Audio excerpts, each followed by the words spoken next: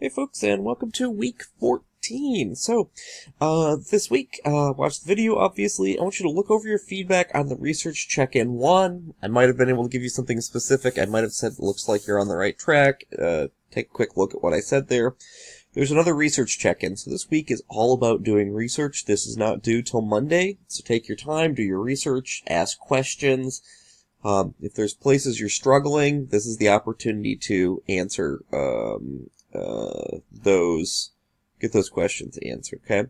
Also, as I've told a lot of you guys this semester, you'll be able to revise one of your first 3 essays. That'll be due next week, so there's a revision activity here, for that, your revision. So just choose whichever essay you want to revise. My recommendation is generally to do the one you got the lowest grade on. But the first essay is worth 10%, and the other 2 are worth 15%, so you can do the math to figure out what is most useful for you. Okay? So that's just an activity for revision this week. The actual revision will be due next week. And other than that, it is focusing on research. If you've got any questions, don't hesitate to let me know.